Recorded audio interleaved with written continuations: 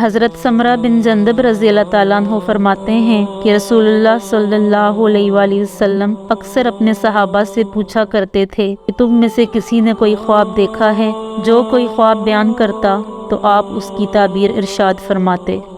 ایک صبح رسول اللہ صلی اللہ علیہ وآلہ وسلم نے ارشاد فرمایا، رات کو میں نے خواب دیکھا ہے کہ دو فرشتے میرے پاس آئے اور مجھے اٹھا کر کہا ہمارے ساتھ چلیے۔ میں ان کے ساتھ چل دیا۔ ایک شخص پر ہمارا گزر ہوا جو لیٹا ہوا ہے اور دوسرا اس کے پاس پتھر اٹھائے کھڑا ہے، اور وہ لیٹے ہوئے شخص کے سر پر زور سے پتھر مارتا ہے جس کی وجہ سے اس کا سر کچل جاتا ہے اور پتھر لڑک کر دوسری طرف چلا جاتا ہے۔ یہ جا کر پتھر اٹھا کر لاتا ہے۔ اس کے واپس آنے سے پہلے اس شخص کا سر بالکل صحیح پہلے جیسا ہو جاتا ہے۔ پھر یہ اسی طرح پتھر مارتا ہے اور وہی کچھ ہوتا ہے جو پہلے ہوا تھا۔ میں نے ان دونوں سے تعجب سے کہا سبحان اللہ، یہ دونوں کون شخص ہیں اور یہ کیا معاملہ ہو رہا ہے؟ انہوں نے کہا چلیے آگے چلیے۔ ہم آگے چلے۔ ہمارا گزر ایک شخص پر ہوا جو چت لیٹا ہوا ہے اور ایک شخص اس کے پاس زنبور لیے کھڑا ہے جو لیٹے ہوئے شخص کے چہرے کی ایک جانب آ کر اس کا جبڑا، نتنا اور آنکھ خودی تک چیرتا چلا جاتا ہے، پھر دوسری جانب بھی اسی طرح کرتا ہے۔ ابھی یہ دوسری جانب سے فارغ نہیں ہوتا کہ پہلی جانب بالکل اچھی ہو جاتی ہے۔ وہ اسی طرح کرتا رہتا ہے۔ میں نے ان دونوں سے کہا سبحان اللہ، یہ دونوں کون ہیں؟ انہوں نے کہا چلیے آگے چلیے۔ ہم آگے چلے، ایک تنور کے پاس پہنچے جس میں بڑا شور و غل ہو رہا ہے۔ ہم نے اس میں جھانک کر دیکھا تو اس میں بہت سے مرد اور عورت ننگے ہیں۔ ان کے نیچے سے آگ کا ایک شعلہ آتا ہے جو ان کو اپنی لپیٹ میں لے لیتا ہے تو وہ چیخنے لگتے ہیں۔ میں نے ان دونوں سے پوچھا یہ لوگ کون ہیں؟ انہوں نے کہا آگے چلیے۔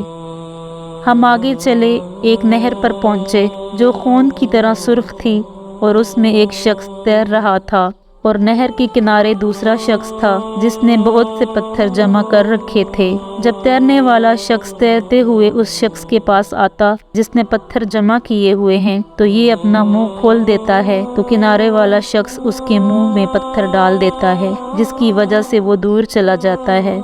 میں نے ان دونوں سے پوچھا یہ دونوں کون شخص ہیں؟ ان دونوں نے کہا چلیے آگے چلیے۔ پھر ہم آگے چلے تو جتنے بدصورت آدمی تم نے دیکھے ہوں گے ان سب سے زیادہ بدصورت آدمی کے پاس سے ہم گزرے۔ اس کے پاس آگ جل رہی تھی جس کو وہ بھڑکا رہا تھا اور اس کے چاروں طرف دوڑ رہا تھا۔ میں نے ان سے پوچھا یہ شخص کون ہے؟ انہوں نے کہا چلیے آگے چلیے۔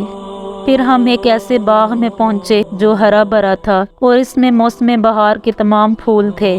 اس باغ کے درمیان ایک بہت لمبے صاحب نظر آئے۔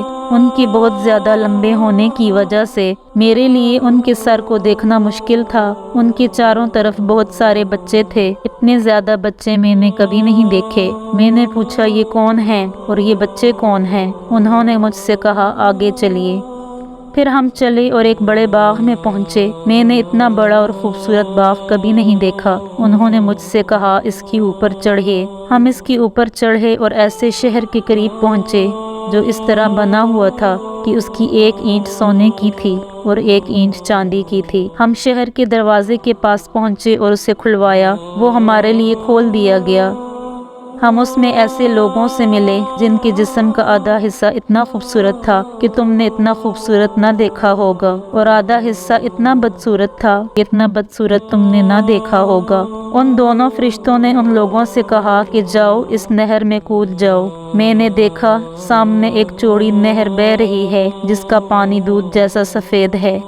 وہ لوگ اس میں کود گئے۔ پھر جب وہ ہمارے پاس واپس آئے تو ان کی بدصورتی ختم ہو چکی تھی اور وہ بہت خوبصورت ہو چکے تھے۔ دونوں فرشتوں نے مجھ سے کہا یہ جنت عدن ہے اور یہ آپ کا گھر ہے۔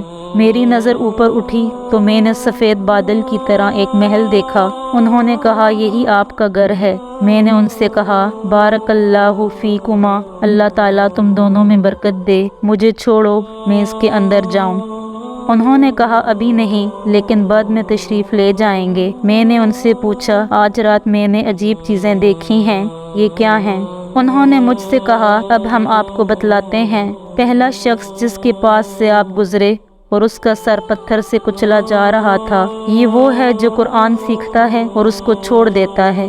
نہ پڑھتا ہے نہ عمل کرتا ہے اور فرض نماز چھوڑ کر سو جاتا ہے۔ دوسرا وہ شخص جس کے پاس سے آپ گزرے اور اس کے جبڑے، نتنے اور آنکھ کو گدی تک چیرا جا رہا تھا، یہ وہ ہے جو صبح گھر سے نکل کر جھوٹ بولتا ہے اور وہ جھوٹ دنیا میں پھیل جاتا ہے۔ تیسرے وہ ننگے مرد اور عورتیں جنہیں آپ نے تنور میں جلتے ہوئے دیکھا تھا، زناکار مرد اور عورتیں ہیں۔ چوتھے وہ شخص جس کے پاس سے آپ گزرے جو نہر میں تیر رہا تھا اور اس کے منہ میں پتھر ڈالا جا رہا تھا، سود خور ہے۔ پانچواں وہ بدصورت آدمی جس کے پاس سے آپ گزرے جو آگ جلا رہا تھا اور اس کے چاروں طرف دوڑ رہا تھا، جہنم کا داروغہ ہے جس کا نام مالک ہے۔ چھٹے وہ صاحب جو باغ میں تھے، حضرت ابراہیم علیہ السلام ہیں، اور وہ بچے جو ان کے چاروں طرف تھے، یہ وہ ہیں جو بچپن میں ہی فطرت اسلام پر مر گئے۔